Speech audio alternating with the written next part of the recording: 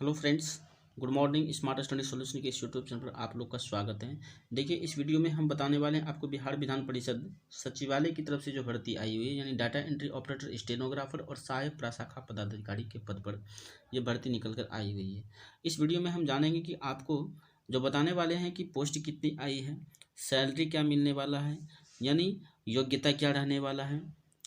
तो टोटल जानकारी आपको, सभी जानकारी इस वीडियो में, इस पोस्ट से रिलेटेड जितनी भी जानकारी है ऑफिशियल नोटिस के माध्यम से आपको हम बताने वाले हैं। तो चलिए ऑफिशियल नोटिस की तरफ मूव करते हैं और वहां जा करके आपको सारी जानकारी एक एक करके देते हैं। जैसे ही आप ऑफिशियल वेबसाइट पर आएंगे तो ऑफिशियल वेबसाइट का लिंक जो है आपको वीडियो के डिस्क्रिप्शन में मिल जाएगा, या ये जो PDF है आपको टेलीग्राम ग्रुप पर मिल जाएगा, वहाँ से जाके आप इस PDF को प्राप्त कर सकते हैं। देखिए, यहाँ आप देख सकते हैं कि बिहार विधान परिषद सचिवालय पटना आवश्यक सूचना विज्ञापन संख्या 2/2024 दिया गया है। यहाँ जो वैकेंसी निकली हुई आपका जो प्रशासनिक संवर्ग में सहायक प्रशाखा पदाधिकारी के पद पर आया है और डाटा एंट्री ऑपरेटर के पद पर आया है। उसके बाद स्टेनोग्राफर के पद पर ये रहने वाली है भर्ती। आप इस ऑफिशियल वेबसाइट पर जाकर के आप अपने आवेदन को ऑनलाइन कर सकते हैं। ऑनलाइन की जो आवेदन प्रारंभ करने की जो तिथि है आपका 12 मार्च से स्टार्ट है, और ऑनलाइन आवेदन करने की जो अंतिम तिथि रहेगी वो आपको 2 अप्रैल 2024 तक रखा गया है। ठीक है, परीक्षा शुल्क भुगतान करने की जो तिथि आपका 12 मार्च 2024 से ही आपका स्टार्ट हो जाएगा। इसमें आप देखेंगे कि ऑनलाइन जो माध्यम है वो आपको करने के लिए निर्देश दिया गया है। इस वेबसाइट पर जाकर के आप ऑनलाइन के माध्यम से आप अपने आवेदन को सबमिट कर सकते हैं।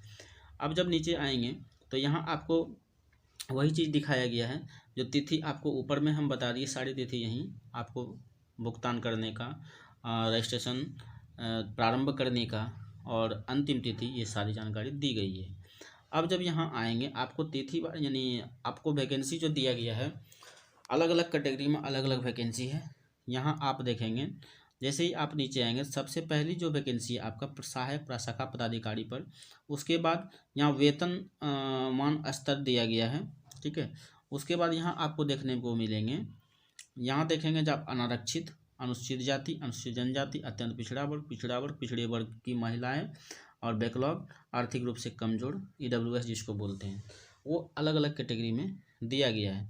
सहायक प्रशाखा पदाधिकारी की अगर बात करें, टोटल जो है इसमें 19 पोस्ट पर आई है। उसके बाद अगर डाटा एंट्री ऑपरेटर की पोस्ट की बात करते हैं तो इसमें टोटल 5 पदों पर यह भर्ती निकली हुई है। उसके बाद अशुलिपिक की पद जो है आपको 2 रखा गया है।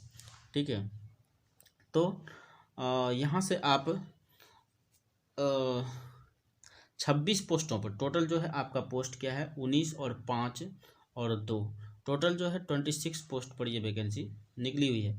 इसके लिए आप शैक्षणिक योग्यता की बात करते हैं तो यानी शैक्षणिक योग्यता जो है आपको, तो कुछ तकनीकी योग्यता भी है इसमें। अगर आप सहायक प्रशाखा पदाधिकारी की बात करते हैं तो आपको जो वेतनमान मिलने वाला है, ठीक है, यानी आपको जो सैलरी मिलेगा 44,900 से लेकर 1,42,400 तक की सैलरी आपको देखने को मिलने वाला है। उसके बाद अलग अलग भत्ते इसमें नियमानुसार जो है मिलता है, वो आपको भी मिलेगा।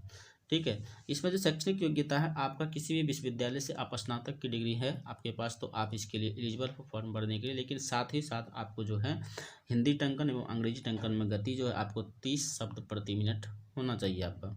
उसके बाद वांछित योग्यता भी दी गई है, यानी कंप्यूटर पाठ्यक्रम में आपको जो है प्रमाण पत्र होना चाहिए। ठीक है, उसके बाद डाटा एंट्री ऑपरेटर की अगर बात करते हैं तो लेवल 4 की वैकेंसी है। इसमें 25,500 से लेकर 81,100 तक आपको सैलरी देखने को मिल सकता है। यहाँ आप अगर इंटरमीडिएट पास हैं, ठीक है, इंटरमीडिएट अगर इंटर आप कर चुके हैं तो आप इसके लिए एलिजिबल हो डाटा एंट्री ऑपरेटर के लिए। लेकिन अगर आप कंप्यूटर पर 800 की डिप्रेशन प्रति घंटा होनी चाहिए आपकी स्पीड। उसके बाद वांछनीय योग्यता में आपको कंप्यूटर प्रमाण पत्र रहना चाहिए, तभी आप इसके लिए योग्य हो पाएंगे। अगर आशुलिपिक की बात करते हैं तो यहाँ भी लेवल 4 की ये वैकेंसी है, आपको जो है 25,500 से लेकर 81,100 तक देखने को मिलने वाला है। लेकिन अगर आशुलिपिक की पोस्ट जो है स्नातक लेवल है, अगर आप ग्रेजुएशन पास कर चुके हैं और आपको अगर हिंदी में 80 शब्द प्रति मिनट है और हिंदी एवं अंग्रेजी में 30 शब्द प्रति मिनट टंकन है, तब आप जो है इसके लिए एलिजिबल हो फॉर्म भरने के लिए। अगर आरक्षण की बात करें तो आरक्षण जो है बिहार के अस्थायी निवासी होना चाहिए, तभी आपका आरक्षण मान्य होगा। और आरक्षण जो है आपको अलग अलग कैटेगरी में अलग अलग देखने को मिलेंगे।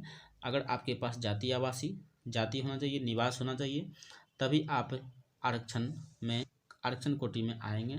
जाति प्रमाण पत्र, अस्थायी निवास, क्रीमी लेयर रहित प्रमाण पत्र। अगर ओबीसी हैं तो आपको क्रीमी लेयर लगेगा। अगर एससी एसटी में तो आपको जाति और अस्थायी निवास लगेगा। तो ये आप देंगे तभी आप जो है आरक्षण की श्रेणी में आ पाएंगे। अगर उम्र सीमा की बात करते हैं तो न्यूनतम सीमा जो है आपका 21 वर्ष रखा गया है सहायक प्रशाखा पदाधिकारी के पद के लिए।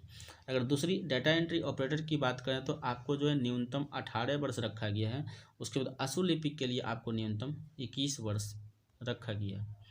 ठीक है, ये जो काउंट होगा आपका आयु आपको 1/1/2024 के अकॉर्डिंग काउंट होगा।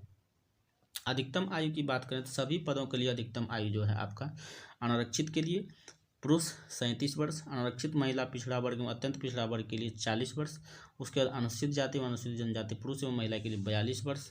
और आवेदक की अधिकतम उम्र जो है 1/1/2024 के अकॉर्डिंग ही मान्य होगा।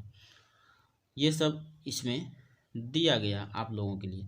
परीक्षा की जो पद्धति होगी आपकी सहायक प्रशाखा पदाधिकारी और डाटा एंट्री ऑपरेटर और अशुल्पिक के पद पर जो ये भर्ती होने वाली आपकी सीधी भर्ती होगी और इसमें निम्न चरण से गुजरना पड़ेगा। टोटल जो है आपको 3 एग्जाम से इसमें गुजरना पड़ेगा।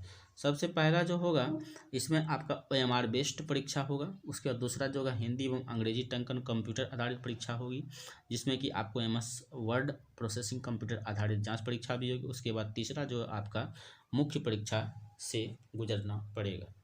यानी 3 टोटल एग्जाम इसमें हैं। सबसे पहला OMR बेस्ड होगा, उसके बाद कंप्यूटर पर टंकन और MS वर्ड से रिलेटेड आपकी जानकारी मांगी जाएगी। उसके बाद आपका मुख्य परीक्षा के लिए चयन किया जाएगा। उस सबसे पहले जो है आपको सर्वप्रथम OMR बेस्ड उत्तर पुस्तिका पर वस्तुनिष्ठ बहुवैकल्पिक प्रारंभिक परीक्षा दी जाएगी, जिसमें सफल अभ्यर्थियों को हिंदी व अंग्रेजी टंकन की कंप्यूटर आधारित जांच परीक्षा एवं MS ऑफिस वर्ड प्रोसेसिंग की कंप्यूटर आधारित जांच परीक्षा ली जाएगी। सबसे पहले OMR बेस्ड होगा, उसके बाद आपको जो है उसमें जो पास होंगे क्वालिफाइड कैंडिडेट होंगे उसको कंप्यूटर पर जाके टंकन करवाया जाएगा, टाइपिंग से रिलेटेड जानकारी मांगी जाएगी। उसके बाद दूसरे चरणों से आपको जो है 50 अंकों का हिंदी टंकन कंप्यूटर आधारित और जांच परीक्षा 30 शब्द प्रति मिनट एवं 50 अंकों का अंग्रेजी टंकन कंप्यूटर आधारित परीक्षा होगी, जिसमें कि 30 शब्द प्रति मिनट की ली जाएगी। कार्मिक एवं प्रशासनिक सुधार विभाग बिहार संकल्प इतना पर जांच परीक्षा 10-10 मिनट की होगी, यानी 10 मिनट का आपको समय दिया जाएगा। वहीं अगर सहायक प्रशाखा पदाधिकारी की बात करें तो 50 अंकों की हिंदी में और 50 अंकों की आपका जो है अंग्रेजी में होंगी। टोटल 100 अंकों की जो है 1 घंटे की परीक्षा होगी। और 1 घंटे की जो परीक्षा होगी आपको MS word office processing computer आधारित परीक्षा ली जाएगी। और इसमें जो है MS ऑफिस वर्ड में प्रोसेसिंग की जांच परीक्षा में अर्हतांक 30% है, यानी आपको 30% अंक लाना है तभी आप योग्य होंगे। उसके बाद मेधा सूची के प्रयोजनार्थ इनकी गणना नहीं की जाएगी, यानी मेधा सूची में इसका कोई गणना नहीं किया जाएगा। टंकन जांच परीक्षा MS ऑफिस वर्ड प्रोसेसिंग जांच परीक्षा में असफल घोषित अभ्यर्थी अगले चरण की जांच परीक्षा के योग्य नहीं होंगे। इसमें आपको न्यूनतम जो है क्वालिफाइंग मार्क्स सिर्फ 30% लाना है, तभी आप अगले चरण के लिए सफल होंगे, अन्यथा आपको यहीं छांट दिया जाएगा। चौथे में हिंदी और अंग्रेजी टंकन जांच परीक्षा एवं MS ऑफिस वर्ड प्रोसेसिंग जांच परीक्षा के माध्यम से परीक्षार्थियों का चयन मुख्य परीक्षा हेतु किया जाएगा। सहायक प्रशाखा पदाधिकारी के पदों पर सीधी भर्ती हेतु ली जाने वाली मुख्य परीक्षा 2 पात्रों में ली जाएगी, जो वर्णनात्मक होगी। ठीक है, मेधा सूची जो बताया गया है हिंदी टंकन एवं मुख्य परीक्षा में प्राप्त अंकों के आधार पर मेधा सूची तैयार की जाएगी, यानी मेधा सूची में जो है हिंदी टंकन का भी आपको मार्क्स जुटेगा और परीक्षा में जो भी प्राप्त अंक आएंगे उसके आधार पर आपका मेरिट तैयार किया जाएगा। तो भर्ती प्रक्रिया के किसी भी चरण में असफल घोषित अभ्यर्थी अगले चरण की जांच परीक्षा के योग्य नहीं होंगे, लेकिन आपको पास करना है, सभी में पास करना पड़ेगा, लेकिन आपको मैक्सिमम नंबर लाना पड़ेगा। ठीक है, तभी आप मेरिट लिस्ट में चयन आपका नाम आ सकता है। वहीं डाटा एंट्री ऑपरेटर की भी उसी तरह है। आपको प्रारंभिक परीक्षा जो OMR बेस्ड होगा, उसके बाद हिंदी व अंग्रेजी में टंकन लिया जाएगा। उसके बाद साथ ही आपको ऑफिस वर्ड प्रोसेसिंग कंप्यूटर की जांच परीक्षा ली जाएगी। सबसे पहले आपको OMR बेस्ड लिया जाएगा, परीक्षा बहुवैकल्पिक होगी, जिसमें कि आपको सफल अभ्यर्थियों को हिंदी और अंग्रेजी टंकन की जांच परीक्षा ली जाएगी। यानी इसमें आप OMR बेस्ड में आप सफल हो जाते हैं तभी आपको जो है अगले चरण की परीक्षा जो आपको टाइपिंग से रिलेटेड लेगी। दूसरा में 50 अंकों का जो हिंदी टंकन होगा, उसके बाद 30 शब्द जांच परीक्षा 30 शब्द प्रति मिनट एवं 50 अंकों का जो अंग्रेजी टंकन होगा, जिसमें जांच परीक्षा में 30 शब्द प्रति मिनट ली जाएगी। उसके बाद प्रशासनिक विभाग इतना 10-10 मिनट की होगी, यानी टोटल जो है आपको समय जो है 10-10 मिनट का दिया जाएगा। डाटा एंट्री ऑपरेटर पदों पर सीधी भर्ती तो 50 अंकों को हिंदी में और 50 अंकों की अंग्रेजी में परीक्षा की, जो कि आपको 100 अंकों की होगी और 1 घंटे का समय दिया जाएगा, जो कि आपको प्राशाखा पदाधिकारी का भी यही था। उसके बाद इसमें 30% अंक लाना पड़ेगा, आपको अनिवार्य है, तभी आप अगले चरण के लिए ये हो पाएंगे। मेधा सूची की बात करें तो यहाँ जो मेधा सूची बनेगा आपका हिंदी टंकन में और MS वर्ड प्रोसेसिंग में जांच परीक्षा में प्राप्त अंकों के आधार पर जो है मेधा सूची तैयार किया जाएगा आपका। भर्ती प्रक्रिया के किसी भी चरण में असफल घोषित अभ्यर्थी अगले चरण की जांच परीक्षा की जो कि नहीं मानेंगे। यही जो आपका सिर्फ आपका टाइपिंग पर ही मेधा सूची बनाया जाएगा। आशुलिपिक के पद पर तो इसमें भी आपका जो है प्रारंभिक परीक्षा लेगा OMR बेस्ड, उसके बाद टाइपिंग होगा। सबसे पहले जो प्रारंभिक परीक्षा में सफल अभ्यर्थी होंगे उसको जो है आपको अगले चरण के लिए मान्य किया जाएगा, जिसमें कि परीक्षा 5 मिनट की होगी। आपको आशुलिपिक हिंदी की परीक्षा 5 मिनट में 80 शब्द प्रति मिनट के हिसाब से 400 शब्दों की कुल 200 अंकों की होगी। ठीक है। आशुलिपि के हस्तलिखित अनुवाद हेतु 40 मिनट का समय अनुमान्य होगा। आशुलिपि में हुई गलतियों के नियमानुसार 10% छूट अमान्य है, यानी एरर आपका आता है तो 10% आपका छूट दिया जाएगा। आशुलिपिक हिंदी के हस्तलिखित अनुवाद के शब्दों की शुद्धता के आधार पर सफल अभ्यर्थियों की टंकन की जांच परीक्षा ली जाएगी। इसमें टंकन जो होगा 50 अंकों का हिंदी टंकन होगा, कंप्यूटर आधारित होगा, जिसमें जांच परीक्षा 30 शब्द प्रति मिनट और 50 अंकों का अंग्रेजी टंकन होगा, जिसमें कि आपका 30 शब्द प्रति मिनट ये भी ली जाएगी। ठीक है, जिसमें कि 10-10 मिनट का समय दिया जाएगा, जिसमें कि 1.5% छूट है, अनुमान्य है, यानी गलत अगर आप एरर करते हैं, एरर आ जाता है तो 1.5% जो आपका छूट दिया जाएगा। वहीं आशुलिपिक के पद पर जो है बात करें तो 50 अंकों की हिंदी में होगी और 50 अंकों की अंग्रेजी में होगी। टोटल जो है 100 अंकों की आपकी परीक्षा ली जाएगी और साथ ही जो है MS वर्ड प्रोसेसिंग जांच परीक्षा भी लिया जाएगा। ठीक है। टंकन जांच परीक्षा में MS ऑफिस वर्ड में प्रोसेसिंग जांच परीक्षा में असफल घोषित अभ्यर्थी अगले चरण की जांच परीक्षा में योग्य नहीं होंगे, यानी आपको पास करना जरूरी है। उसके बाद मेधा सूची जो बनेगा आपका टंकन जांच परीक्षा में और हिंदी आशुलिपिक जांच परीक्षा में प्राप्त अंकों के आधार पर ही मेधा सूची तैयार किया जाएगा, यानी ये जो है आपको सिर्फ टाइपिंग वाला ही इसमें जांच जुटेगा, OMR बेस्ड वाला इसमें नहीं काउंट किया जाएगा।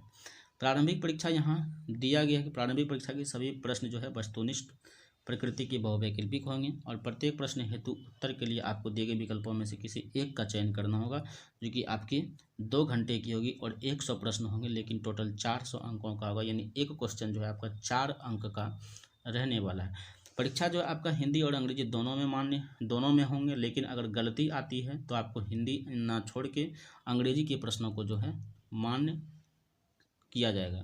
प्रारंभिक परीक्षा में निम्नांकित विषय होंगे, जो कि आपको सामान्य अध्ययन जो है 40 क्वेश्चन होंगे और सामान्य विज्ञान एवं गणित जो है 30 प्रश्न होंगे और मानसिक क्षमता जांच एवं तार्किक विचार जो है 30 प्रश्न होंगे। टोटल आपका 100 क्वेश्चन होंगे इस प्रारंभिक परीक्षा में। ठीक है। अगर आप इसमें पास करते हैं तो आपको जो मिनिमम जो क्वालिफाइंग मार्क्स दिया है, यहाँ सामान्य वर्ग के लिए 40% लाना है, पिछड़ा वर्ग के लिए 36.5, अत्यंत पिछड़ा वर्ग के लिए 34% और अनुसूचित जाति के लिए जनजाति के लिए 32% अर्हता ये लानी पड़ेगी, तभी आप योग्य हो पाएंगे, अन्यथा आपको अगले चरण से बाहर कर दिया जाएगा। लेकिन इसमें तो इससे और ज़्यादा लाना ही पड़ेगा आपको, क्योंकि इतना से काम चलने वाला नहीं है। यहाँ आप देख सकते हैं प्रारंभिक परीक्षा का जो पाठ्यक्रम में दिया है, सभी टॉपिक आपको दे दिए गए हैं।